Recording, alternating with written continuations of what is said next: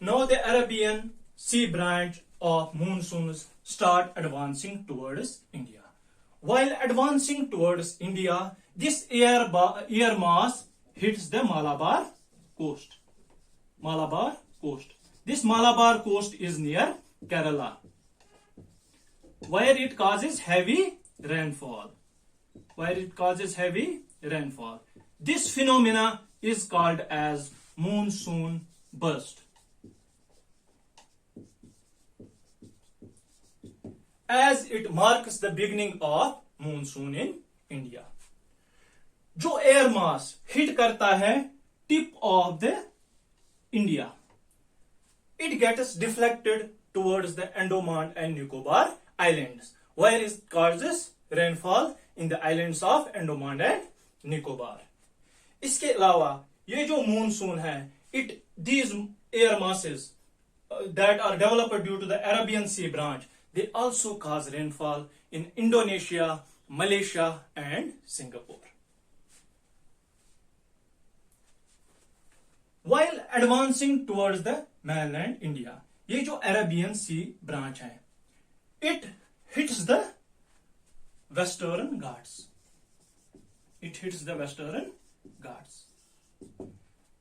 As it strikes with the Western Ghats, as a result of it, there is heavy rainfall in the regions that are west to the Western Ghats. जो regions that are west to the Western Ghats, यहाँ पे हम देखते हैं कि बहुत ज्यादा heavy rainfall होता है, around 200 to 300 centimeters. 200 to 300 centimeters. इसको हम थोड़ा सा यहाँ पे इस डायग्राम में समझेंगे. मान लो ये अरेबियन सी ब्रांच है, ये यहां से अराइव हो रहा है टुवर्ड्स द ईस्टर्न घाट्स. जैसे जैसे ये ईस्टर्न घाट्स को पहले स्ट्राइक करेगा तो इसमें क्या होता है, these air masses they are laden with heavy moisture. As a result there is heavy rainfall. मगर जैसे जैसे दे स्टार्ट मूविंग अपवर्ड्स, इनका मॉइस्चर कम हो जाता है. एज अ रिजल्ट जो रेनफॉल भी है इनका वो भी कम होना स्टार्ट हो जाता है. जब ये एयर मास रीच करता है towards the other side of western Ghats, हम देखते हैं कि ये जो एयर मास है इनका मॉइस्चर कम हुआ होता है.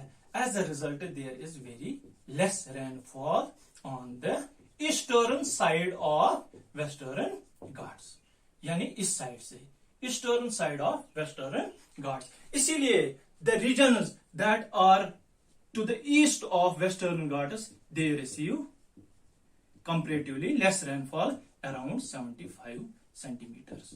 तो यहां पे हमने दो चीजें देखी कि एक साइड जो है वेस्टर्न घाट्स का इट रिसीव्स हैवी रेनफॉल और दूसरा साइड जो है it receives very less rainfall. The side which receives heavy rainfall, it is called as windward side, and the side which receives less rainfall, इसको हम leeward side कहते हैं. और ये this type of rainfall which occurs due to the striking with the mountains, causing comparatively heavy rainfall on one side and less rainfall on other side, इसको हम orographic rainfall कहते हैं. orographic rainfall कहते हैं.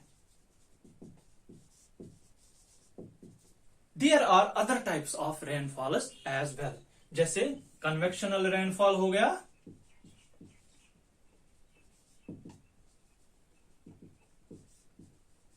and cyclonic rainfall हो गया. But most of the rainfall in India is caused due to the orographic rainfall. जब air strike हो रही होती है विद द वेस्टर्न घाट्स, कुछ एयर जो है वो एस्केप होके स्ट्राइक करते हैं विद द अरावली हिल्स. यहां पे भी यही फिनोमेना होता है ऑफ ओरोग्राफिक रेनफॉल. जो areas that lie below the Aravallis, they receive heavy rainfall.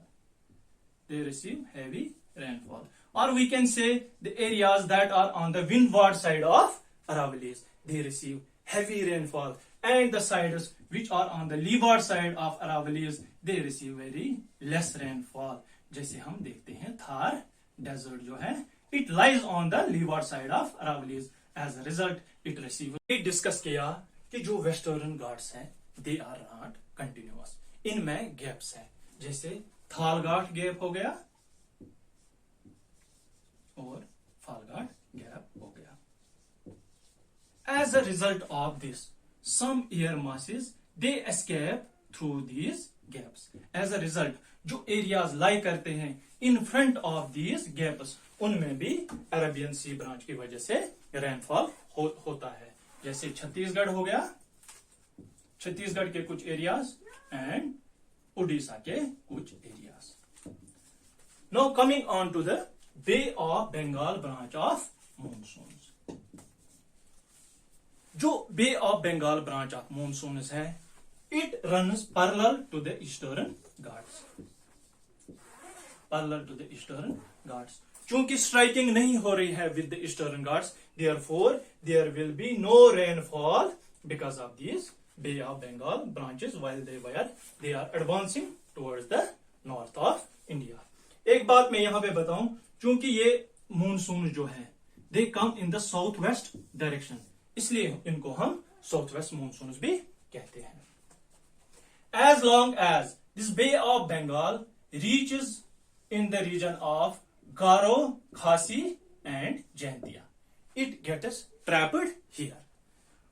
Because of this trapping, there is heavy rainfall in this region. There is heavy rainfall in this region, around 1100 centimeters. Meghalaya में एक जगह है जिसका नाम है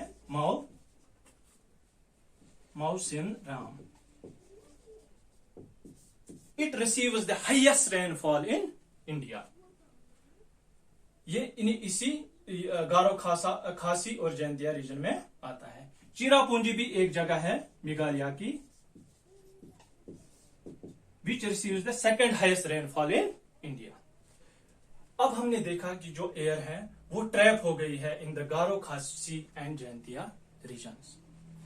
अब अगर ये एयर मूव करना चाहे अपवर्ड्स, तो ऊपर से है हिमालयास, तो यहां भी ये नहीं जा सकती.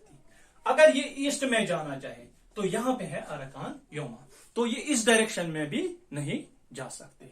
मगर हमें पता है कि जो थार डेजर्ट रीजन है वहां पे very low pressure area develop हुआ था. This low pressure area still persists there. ये जो लो प्रेशर एरिया है इन एयर मासेस को खींचता है अपनी तरफ. तो ये एयर मासेस क्या है, स्टार्ट करते हैं moving towards the Thar desert और the western region of India. While moving towards the western region of India, इस एयर मास की वजह से रेनफॉल होता है बहुत सारे प्लेसेस में. मगर जैसे जैसे ये मूव करना स्टार्ट कर देंगे फ्रॉम ईस्ट टू वेस्ट, जो रेनफॉल है इनकी वजह से वो कम होना स्टार्ट हो जाएगा. फॉर एग्जाम्पल अगर हमें कोलकाता में देखेंगे, यहां पे ये अराउंड 150 सेंटीमीटर रेनफॉल काज करते हैं. अगर हम पटना में देखें, they cause around 108 centimetres of rainfall. इसी तरह अगर हम आगरा में देखें, they cause around 100 centimetres of rainfall. और दिल्ली में they cause around 7 centimetre of rainfall. And as long as they reach the Thar desert region, इनका मॉइस्चर खत्म हो जाता है and there is no rainfall or very less rainfall in the Thar desert due to this branch.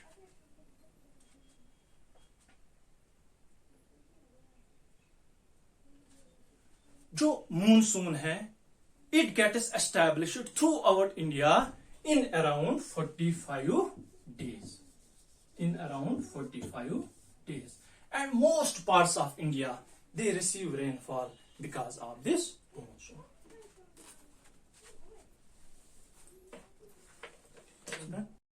जब monsoon की वजह से सारे इंडिया में रेनफॉल हो जाता है, मगर जैसे जैसे सीजन प्रोग्रेस होता है, देयर ओकर सम चेंजेस.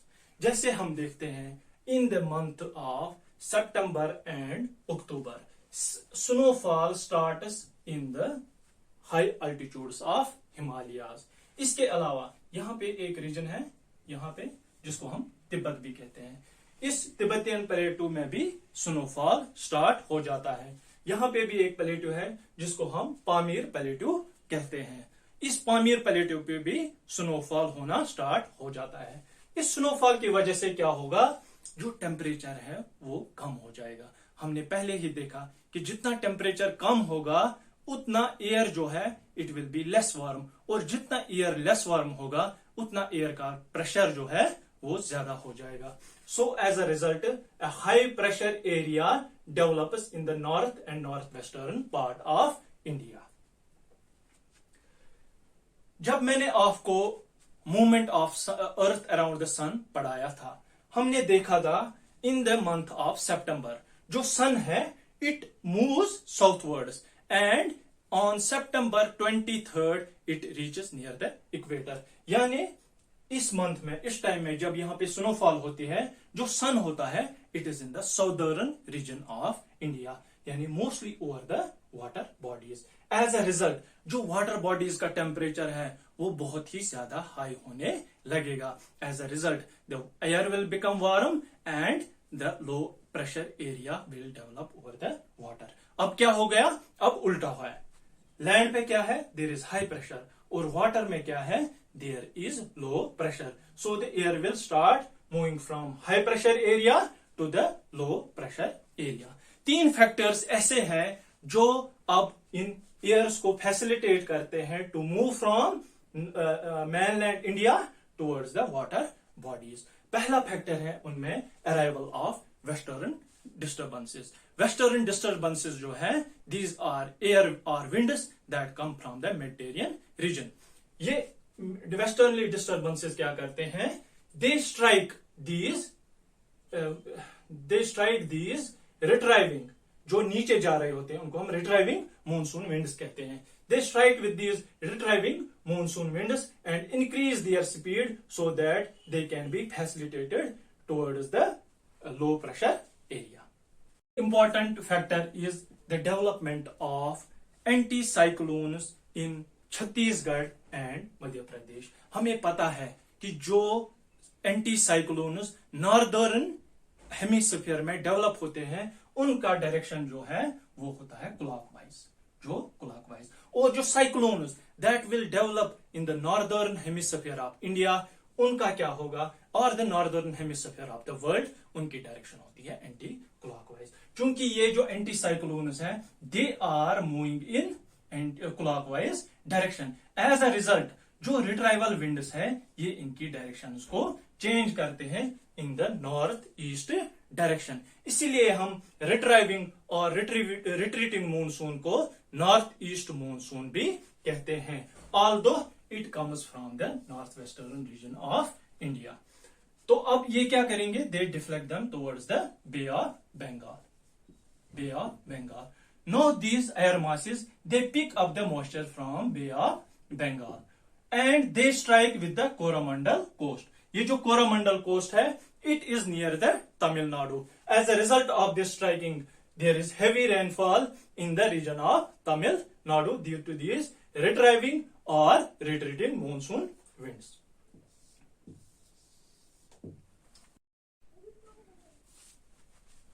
तीसरा इंपॉर्टेंट फैक्टर है कि इंडिया के कुछ रीजन्स में बहुत ही लो प्रेशर एरियाज डेवलप होते हैं, जैसे in the region of Nallamalai hills. These hills are in the southern India. ऐसे ही in the regions of Maikal hills and Mizo hills. इनको हम 3 लॉज कहते हैं, Nallamalai low, Maikal low and Mizo low. ये लॉज क्या करते हैं, ये लो प्रेशर रीजन्स क्या करते हैं, ये पुल करते हैं these air masses from the Bay of Bengal.